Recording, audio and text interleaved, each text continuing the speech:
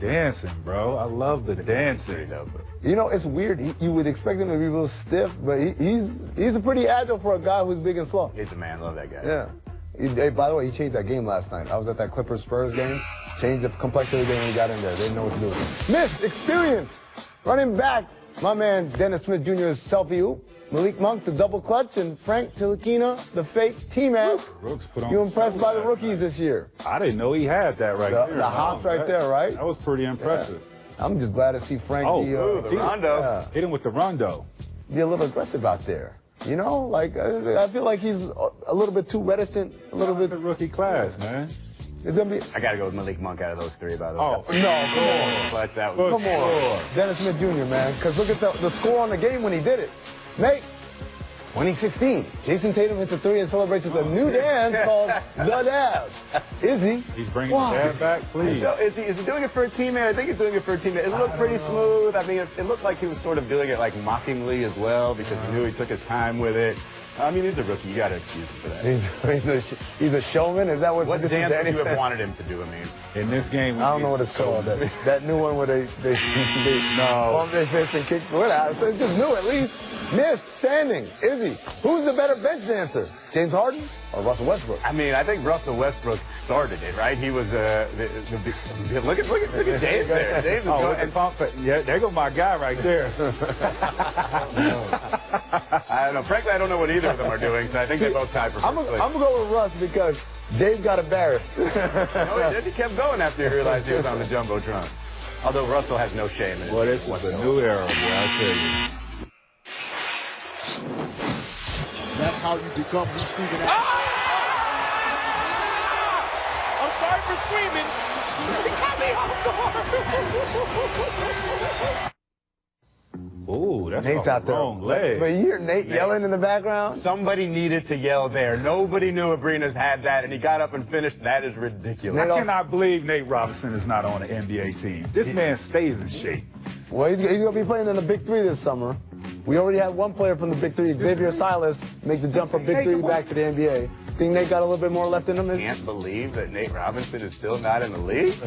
Come on. He can hoop. He can, but, I mean, you know, your time's up at some point. Man, good enough. Your time's up. No way, your time's up? Raptors lost again to the Cavs last night. Toronto still holds the best record in the East, but have lost 2 out of 3 to Cleveland this season after getting swept last postseason.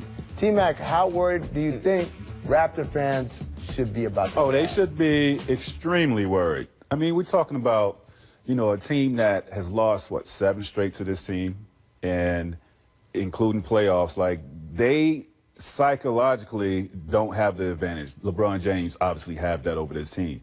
And you can see it in his play. He's so confident. He's so comfortable. When you're out there on the basketball court and you're toying with your opponent, you telling them, I'm not worrying about where we play, what time we play. Y'all can't do nothing with us.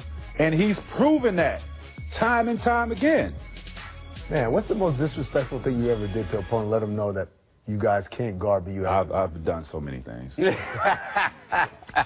He can't even think of it. I think it's funny that we're just trashing all your former teams right now. First the Magic. Oh, I know, right? Come on, but it feels like they're setting up for playoff disappointment a little bit early here. Because, I mean, look, I understand that they play differently, that they have these bench players that are more consistent, if you will. But the formula, especially with LeBron James on the other side, remains the same. It doesn't seem like anything comes easy for the Raptors, mostly in the second half. In the first half against the Cavs, they'll be okay. But in the second half against the Cavs, bad defensive team.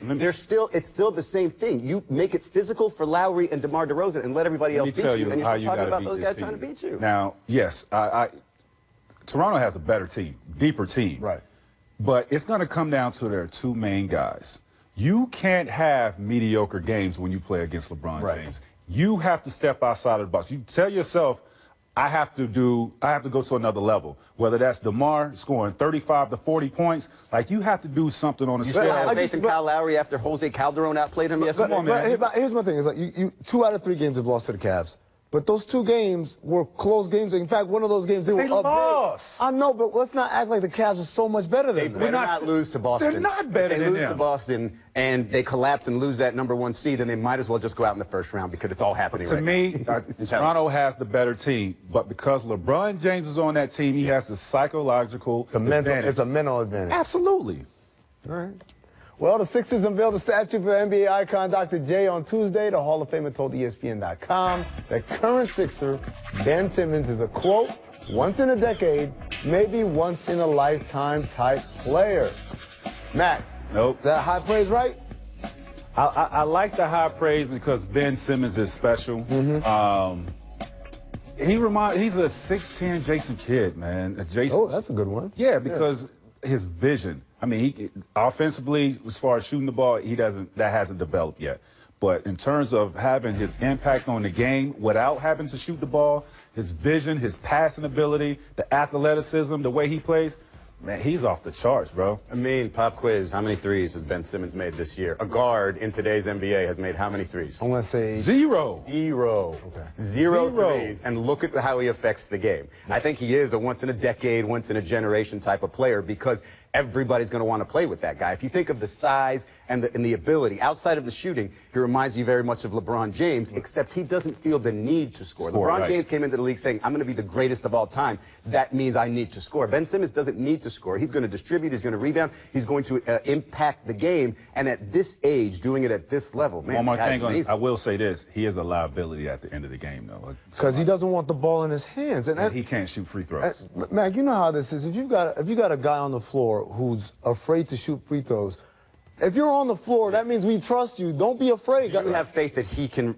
repair his jump shot or his free throw at the course? I mean, this is rookie. It's so early. Right. You have to, at this point, give him benefit of the doubt. I believe somebody that good at basketball will find a way. But my thing, like, we had Shaq on our team, and Shaq was a terrible free throw shooter, but when he was out there, he wasn't playing hot potato with the rock. No, he wanted to get fouled. He wanted to get fouled because at the very least, I'm going to put you in foul trouble. I'm going to get everybody in the bonus. I'm going to foul some guys out. Right. But, you know, again, is a guy who's 20 years old, 21 years old. He'll get there, I guess. The mentality. I mean, you can't beat it. Like, I like that kid. While we're talking about Simmons, though, and we're seeing little clips here of also Donovan Mitchell, I got to ask, Rookie of the Year race, I have a ballot.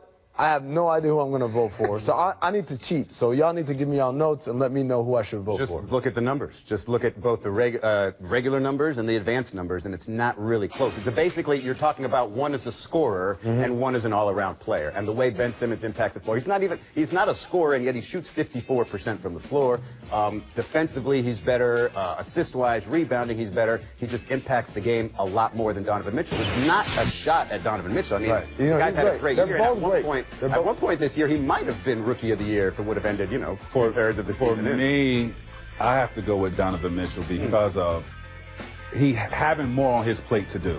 I mean, Ben Simmons is playing with Joel Embiid. Yep. You know, he's playing with an all-star. This kid is in the wild, wild west and sitting in the 4th seed right now as a rookie leading this team. Is he? Or is Rudy Gobert their best player? Rudy Gobert is their best defensive player. But their best overall player that makes them go is Donovan Mitchell. That's fine, but the numbers are still there. And I think the one thing that you would want to take into account is it fair that Ben Simmons got basically a gap year to work That's with? what I was about to say. And it's also tough for me because Ben Simmons, he knows what, the practice. Yeah. He knows. He's gone through the process. He knows the schedule. He's been through the process. It's easier for him. This is my question for you, Izzy. The gap year aside, is there anything for the intangibles in this vote? In other words, to me, what spoke volumes about Donovan Mitchell is he's a rookie, walk in that locker room, and all those vets said, we're following that guy. Right. Even though they had Ricky Rubio, who's a pretty good point guard in this league, they said, no, that's our leader now. And nobody questioned it. And the moment they started him and put the ball in his hands, that's when Utah's season changed. That's why they're in this playoff conversation right now. Is there any place for that intangible, that his Sure, but you can also counter it with Ben Simmons, and that Donovan Mitchell is leading that team as a scorer. Ben Simmons is leading that team in all aspects. I don't know if Ben Simmons is leading that team. As the point guard, he's got the ball in his. I mean, look what he's done the last couple games without Joel Embiid. In terms of leadership. Brooklyn.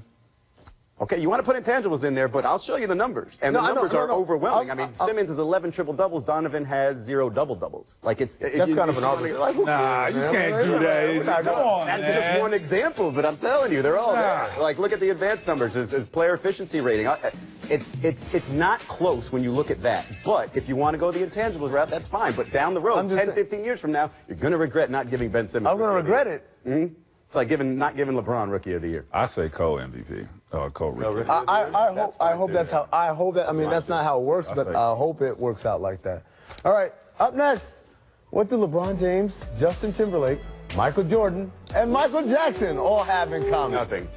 Click the link to find out. Yeah. We're doing some clickbait next.